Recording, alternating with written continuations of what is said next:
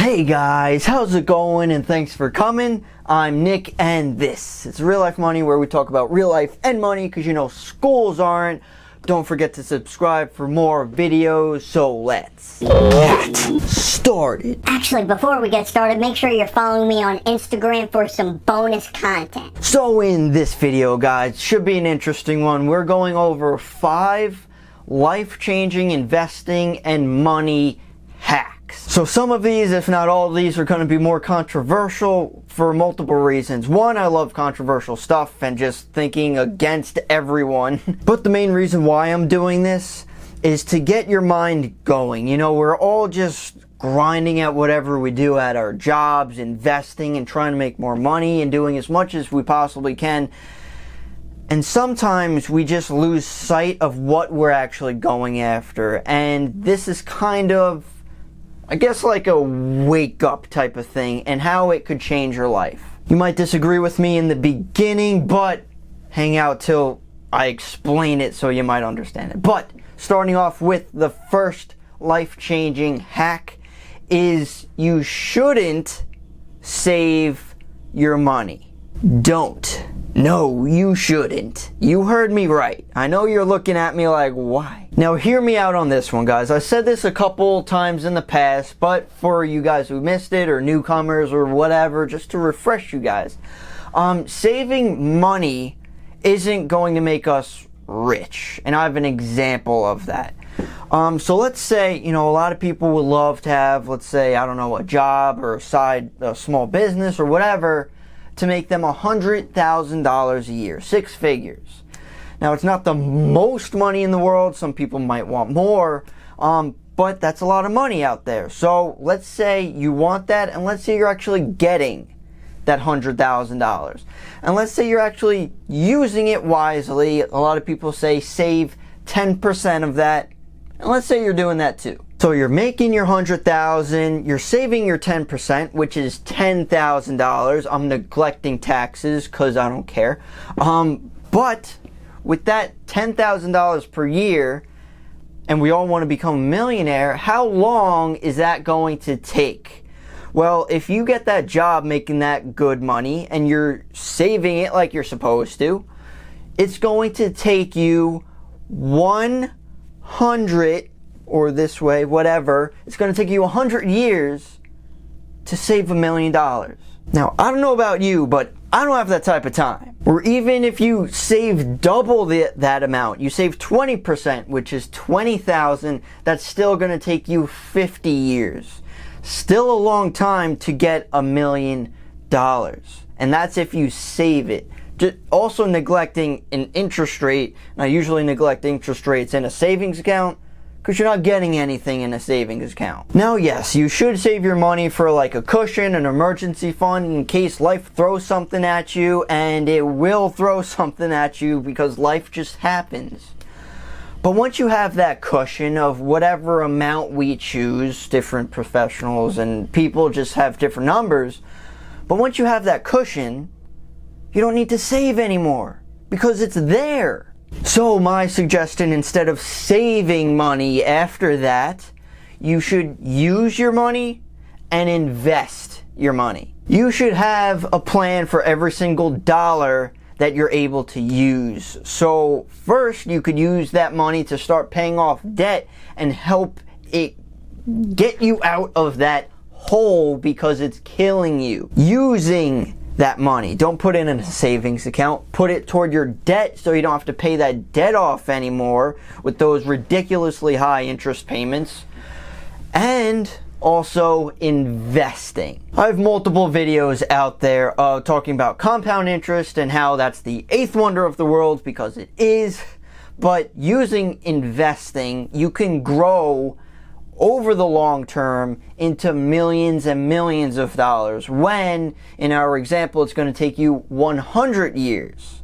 You could become a millionaire in much quicker time. Now, I'm not saying in a couple years, but it's definitely possible. Just look at the different returns you could get. In a savings account, you're getting what, 0.05%, and the average return of the market could be 8 to 10%. Quite the difference. And speaking of the stock market, the second life-changing hack or thought process, a lot of people are going to hate me for this. Good. Just let me explain just to keep your mind going. A lot of people are going to hate this, but you don't have to beat the market or get high returns. Now, yes, if we had a choice, everyone will love to get a higher rate of return because that's how you grow your money more, how you grow it faster, and all those things. But as a quick example, if there's a 10% return and a 20% return, and you don't get the 20% return, obviously we would rather have that.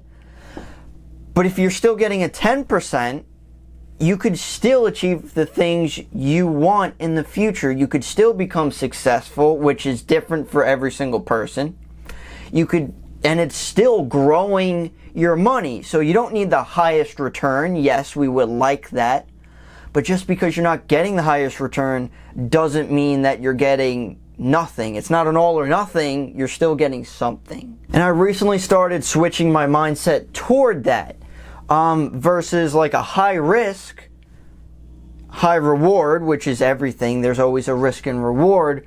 But if there's a more certain, less risky, smaller return, that might be better sometimes. Now, I'm not saying going for like couple percent return. I'm talking about like instead of getting 100% return, if you could sacrifice a little bit of risk to guarantee something, getting, I don't know, 50%? Or 80%, you know, whatever, there are different aspects to it. But you still grow your money at a lower rate and you still get to a place that you want to get to. Sometimes we should be happy what we're getting. Of course, we could always try to get more, do more research, learn different strategies and everything like that.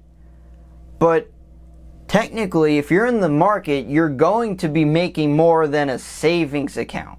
And again, everyone's idea of success is different. Success doesn't equal money. Now, a lot of people might think that, which is fine. That's their way of thinking, and we're going to be getting into this in a few minutes. But moving into the third thing that could change your life is the idea of materialism. Buying things to make you happy, thinking you have to go out there and just buy everything possible so you could finally be happy. You could see all these pictures on social media. You could see musicians or rappers talk a lot about this stuff. Rappers talk about having cars, jewelry, fancy clothes, and all this stuff. And then when they finally have it, they're in this situation that they're usually wanting more or still want to move forward towards something else they want. Now, on the other side, me, for example, I'm not materialistic, so I don't want or need those cars, that jewelry, those clothes.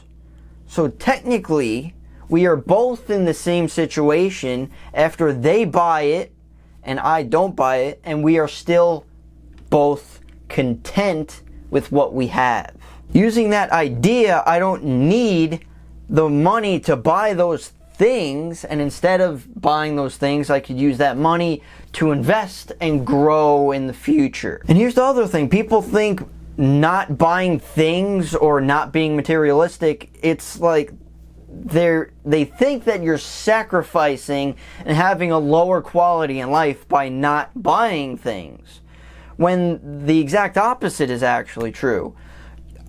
There is no alteration of quality of life for not having something because you don't want it. I feel like that's what the image and main focus in society right now is, that's what success is. It's just having a bunch of stuff, cars, jewelry, all these things, and that's usually not what happiness is, because when you finally get that stuff, you're going to get used to it and you're going to want more stuff. It's a cycle. A quick quote from Jim Carrey. You know Jim Carrey, the comedian. He's actually very intellectual. You wouldn't think that in him, but he's an awesome guy. One quote that he says, which I love, is that he wishes that everyone can become rich and famous, and then they will finally realize that's not the answer. Number 4 life-changing hack is you shouldn't lie to yourself. And this could come in many forms, from lying about the time that you have, the money that you have, and you just create all these different excuses to lie to yourself, and you end up going nowhere. I think the biggest thing that people lie to themselves about is the time they actually have. And it's quite remarkable how much time we have. First of all, a lot of people say there's not enough hours in the day. 24 hours, right? When there are tons of people utilizing those 24 hours, the same exact 24 hours that we have, and they create something from it. So it's not the amount of time that makes the difference, it's how we use it. They have 24 hours, we have 24 hours. How could they achieve more with the same amount of time? The fact is, we're using it poorly. Now, yes, some people out there use their time wisely. They work hard and continue to push what they want to go for. But I know a lot of people have extra time because Netflix is a company. Not just a company, a freaking big one. I hear it way too often that people complain about their time literally just after stating that they just binge watched 4 hours on Netflix. 4 hours? Really? You can't cut back at all? 1 hour? A half hour? Anything at all? Netflix is a huge company. We have time. Not only that, but also social media. We're all scrolling through basically useless and pointless stuff unless you're actually using it for beneficial things. Could be like business related, to grow your business or whatever. But most of it is just so-called entertainment. Next thing we usually lie about is money. We all think that we're better off than we actually are. We don't look at our money situation whatsoever and just assume that it's gonna get better overnight. Well, guess what? That's not how it works. Having money problems or debt problems isn't like jury duty. You can't not look at it and wait for it to go away. You have to go after it. And then we lie to ourselves again and start making excuses that it's not the right time to start. I don't know how to do it, because the internet's out there. If you don't know how to do something, go on YouTube, go on Google to find out.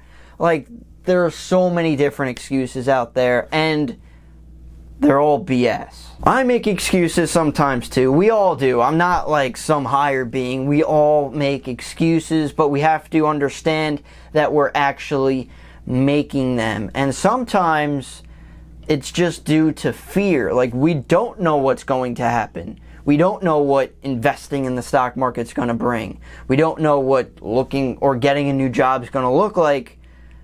Well, we're not going to know until we try. And the 5th life-changing hack is you should define your own success. Now, I'm not sure where I heard this from, just because I look everywhere, whether it's videos or whatever, but an interesting concept was, why should you go for the American dream when you should be going for your own dream? Now, I don't know about you, I'm not really sure what the American dream is anymore. I know, like previous generations, the dream was to start a family and buy a house. And that was it. But they're coming to realize that maybe wasn't the best dream, because people are still wondering, what is happiness? So create happiness and success for yourself. Don't worry about what other people are doing. Don't follow the go to school, get a job, and whatever type of mentality, just like everyone else has.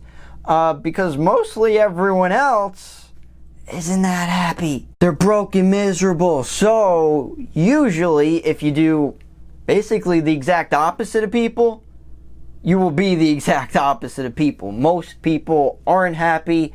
If you do something different than them, heck, you might be different than them and actually happy and have a smile on your face. And again, being successful doesn't necessarily mean a lot of money. You know, you can have a job paying $100,000 a year, but you could hate it. And that means you hate your life because you spend so much time at a job. Where you can have, let's say, a job, or maybe not even a job, you're doing your own thing, paying $50,000 a year. Obviously it's less, but you were enjoying it. And I would rather go down that path. Now, yes, I know, don't give me the you still need money to live. Obviously, I'm saying if you're able to live on less and you're able to support yourself on that lower amount, then that's a happier life. We do need money, unfortunately. It is important, which is why I continuously talk about it like an insane person. So hopefully I opened your mind a little bit on this one, guys, and not just piss you off with some of the things I said, but that's just how I am. So if you have any questions, comments, concerns, please leave them down below. I'd love to hear what you guys have to say. If you have any other life-changing ideas, I love this topic. So again, don't forget to subscribe, and thank you so much for watching, guys, and I'll see you in the next one.